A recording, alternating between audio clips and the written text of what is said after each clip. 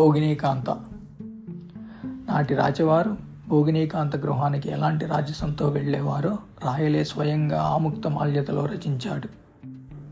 పన్నీటితో కలిపిన కస్తూరిని పులుముకొని పొడవైన కుచ్చుటోపీ ధరించి చెవులకు ముత్యాల పెద్ద పోగులు పెట్టుకొని మెడలో ముత్యాల హారం అలంకరించుకొని ఎర్రని అంచున్న తెల్లని వస్త్రాలతో ముస్తాబై బంగారు పిడిగల కత్తిని చేతబట్టి తాంబూల కరండాన్ని అంటే పాన్ దాసి పట్టుకు వెంట రాగా తల్లార్లు ముందు నడవగా రాజు రవితేజం బలరగ భోగినీకాంత ఇంటికి వెళ్ళేవాడు.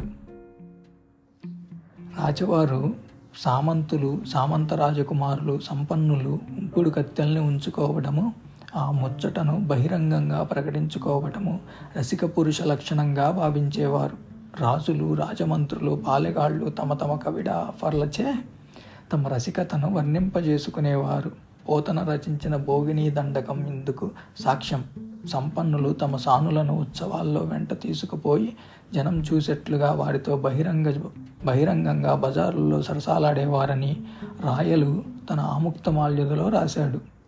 పాలక వర్గాలకి చెందిన ఈ శృంగార విలాసాలు, వినోదాలు నాటి ప్రజల దృక్పథంలో సైతం తీవ్రమైన మార్పును తీసుకువచ్చాయి. అగ్రవర్గాలకు చెందిన వారు వారకాంతలను నుంచుకోవటం మగతనానికి, రసికతకి చిహ్నంగా తలిచేవారు. శ్రీనాథుని కాలం నాటికే ప్రబలిన ఈ దృక్పథం విజయనగర యుగంలో బాగా ముదిరి పాకాన పడింది.